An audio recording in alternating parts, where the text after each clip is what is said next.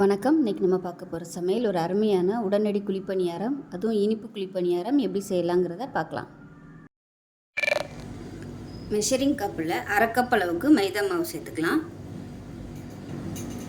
1/4 கப்புக்கும் கொஞ்சம் கம்மியாக ரவை சேர்த்துக்கலாம். வறுத்த ரவை, வறுக்காதது எதுனாலும் சேர்த்துக்கலாம். இப்போ மெஷரிங் கப்பில் 1 கப் அளவுக்கு இட்லி மாவு சேர்த்துக்கலாம். புளிப்பு இல்லாத இட்லி மாவாக சேர்த்துக்கோங்க. இப்போ மெஷரிங் கப்பில் 1/4 கப் அளவுக்கு வெல்லம் சேர்த்துக்கலாம். நான் வந்து ஆர்கானிக் சர்க்கரை சேர்க்குறேன். இதுக்கு பதிலாக நீங்கள் ஜீனி சேர்க்குறதுனாலும் சேர்த்துக்கலாம். இப்போ இது எல்லாத்தையும் நல்லா மிக்ஸ் பண்ணி விட்டுக்கலாம். இப்போ இதில் கொஞ்சமாக தண்ணி விட்டுக்கலாம். மெஷரிங் கப்பில் அரை கப் அளவுக்கு தண்ணி எடுத்திருக்கேன். கொஞ்சம் மட்டும் வச்சுருக்கேன், பார்த்துக்கிட்டு தண்ணி சேர்த்துக்கலாம். இது எல்லாத்தையும் கட்டி இல்லாமல் நல்லா கரைச்சிக்கலாம்.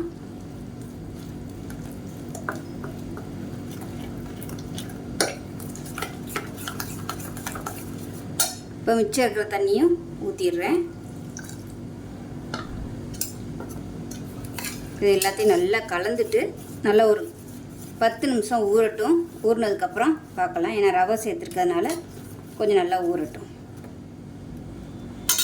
நல்லா ஒரு 10 நிமிஷம் ஊறிடுச்சு. இப்போ இதில் வந்து ஏலக்காயும் சுக்கும் பொடி பண்ணதை சேர்த்துக்கலாம். ஒரு 1/4 டீஸ்பூனுக்கும் கம்மியாக சேர்த்துக்கலாம். 2 சிட்டிகை அளவுக்கு உப்பு சேர்த்துக்கலாம். இது கூடவே பேக்கிங் சோடாவும் ஒரு 2 சிட்டிகை அளவுக்கு சேர்த்துக்கலாம். இது எல்லாத்தையும் நல்லா கலந்துக்கலாம். இப்போ இதில் ஒரு 2 ஸ்பூன் அளவுக்கு துருவின தேங்காய் சேர்த்துக்கலாம்.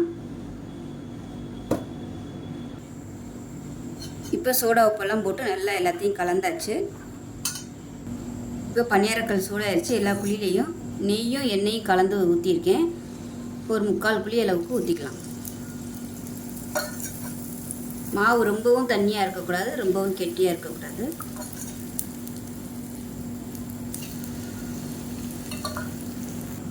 மூடி வச்சிடலாம். மீடியமான ஃப்ளேமில் வேகட்டும்.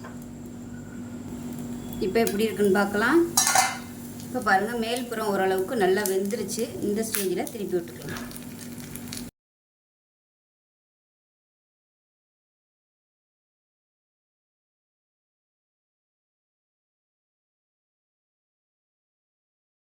குழிப்பணியாரம் ரெடி ஆயிடுச்சு. இதில் 1/4 கப் அளவுக்கு சர்க்கரை சேர்த்துருக்கேன். இதுக்கு பதிலாக நீங்கள் அரை கப்பு வரைக்கும் கூட நீங்கள் சர்க்கரையோ ஜீனியோ சேர்த்துக்கலாம். ரொம்ப ஈஸியாக பண்ணிடலாம். நல்லா டேஸ்ட்டாகவும் இருக்கும். பசங்களுக்கு ஏதாவது ஸ்நாக்ஸ் செய்யணும்னு நினச்சிங்கன்னா இது மாதிரி டக்குன்னு செஞ்சு கொடுத்துடலாம். விரும்பி சாப்பிடுவாங்க. இதில் மைதா மாவுக்கு பதிலாக நீங்கள் கோதுமை மாவு கூட சேர்த்துக்கலாம். ஸோ அவ்வளோதான். இந்த வீடியோ பிடிச்சிச்சின்னா லைக் பண்ணுங்கள், கமெண்ட் பண்ணுங்கள், சேனலை சப்ஸ்கிரைப் பண்ணுங்கள், பக்கத்தில் உள்ள பெல் பட்டனை ப்ரெஸ் பண்ணுங்கள். நன்றி.